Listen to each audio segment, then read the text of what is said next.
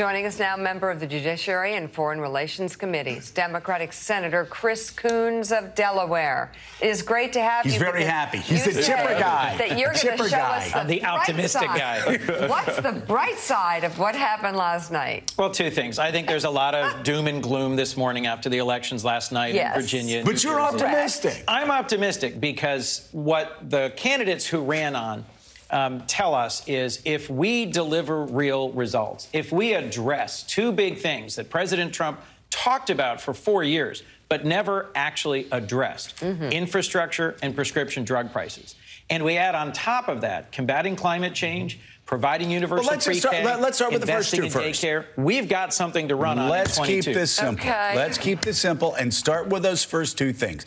Donald Trump always talked about infrastructure. Infrastructure week every week. He always talked about prescription drugs. Never followed through. Democrats could pass both of those in historic fashion next week. Okay, I was going to say tomorrow. We could do it this month. We will do it this month. But in the next couple of weeks. I mean, it seems like, isn't it malpractice how long the House has just been sitting around waiting to pass a historic infrastructure bill? We have been circling the landing for a long time. Now it's time to stick the landing. And the reality is both of these gubernatorial races, as is often the case, really focused on local issues, on taxes, on schools, on frustration with how long the pandemic's gone on. If Glenn Youngkin had run all over Virginia doing rallies with Donald Trump and running TV ads saying, send Joe Biden and the Democrats a message, I'd be worried. He did neither. I'll remind you, there is a Republican governor in Bernie Sanders' home state of Vermont. There is a Democratic governor in Mitch McConnell's home state of Kentucky. The outcome of gubernatorial races, of governor's races, doesn't really predict much in the presidential. Well, and this one as well. But you look, though, at statewide. Republicans hadn't won statewide since 2009. They won everything last night. You look at Jersey. Same thing in New Jersey. Very close. Huge margin for Biden, but still very close there. So something's wrong right now. Whether it's the policy or the message, something's off with the Democrats. What is it? I think it's simple. We need to deliver. We have to show that it made a difference in people's lives that Democrats control the Congress and the White House. We have obviously razor-thin margins in both the House and Senate, but we passed with a big bipartisan margin the infrastructure bill months ago. Now we need to get it to the president's desk. And we are this close to passing an historic Build Back Better bill. President Biden's doing his job. In Europe, pulling our allies together. In Glasgow, showing leadership on climate. We in Congress need to do our job. So if anyone who I serve with is thinking about saying, maybe we shouldn't move forward, that is the only path forward, is to deliver these two bills to President Biden's desk. We do that, and the 22 electorate will look very different from these elections in 21. Senator Coons, good morning. It's Willie Geist. I think some progressives that I heard from, some centrists I heard, Democrats, your colleagues, watched the results last night and thought, okay, maybe the messages we've swung too far to the left here. Now I'm sort of hesitant about voting for a $1.7 trillion package. I'm going to be on the record. I'm up for re-election 1 year from today. What do you say to them this morning? I'd say to the extent you're worried about inflation, for example, one of the reasons my friend and colleague, Senator Manchin, has cited for hesitation about the Build Back Better bill, it is designed to address not, far left priorities, but things that matter to the average working family. Reducing the cost of daycare, reducing the cost of elder care, reducing prescription drug costs, and it's paid for. It's not going to add to the deficit and debt. The Build Back Better bill, as crafted in the Senate and House, is going to meet the needs of working families, reduce their costs, and combat inflation in a positive way.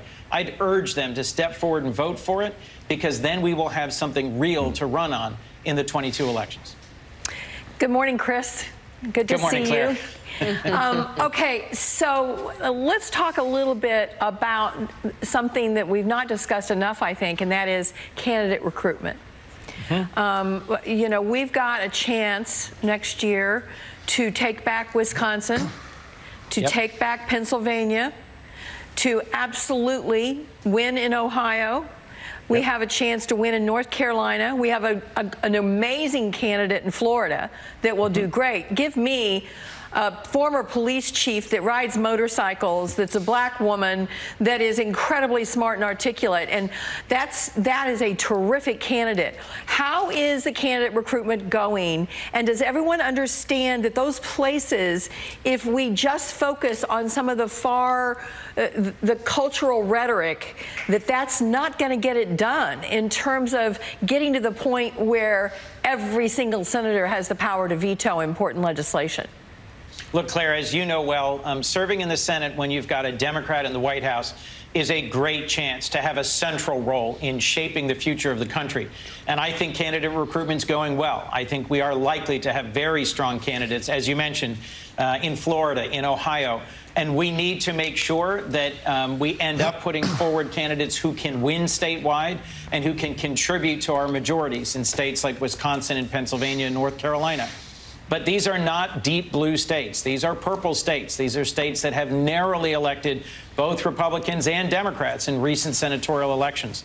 So you're absolutely right, Claire. We need to be engaged in candidate recruitment, but no one can recruit great candidates like Joe Biden. Our president, when he rolls up his sleeves and gets personally involved, helps bring things home. And I expect he'll have an active role in recruiting great candidates so that we have a majority in the Senate in 23 and 24.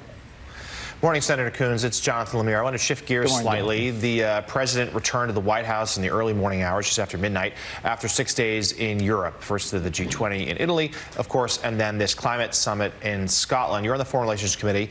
We know that the president had some work to do over there. Patch up relationships with France. Try to reestablish the United States' moral leadership on the issues of climate change. He even offered an apology for the country pulling out of the Paris Climate Accords. Give us your assessment as to how he did, and in particular on climate, where, at least so far, he doesn't have those new provisions in the reconciliation package to talk about climate change. And also, he went there when some of the world's biggest polluters, namely China, weren't even there.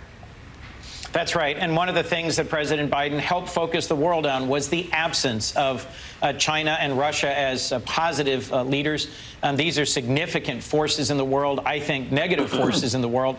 And President Biden had the opportunity at G20 and at COP26 to show what American engaged leadership looks like when we pull together more closely with our allies.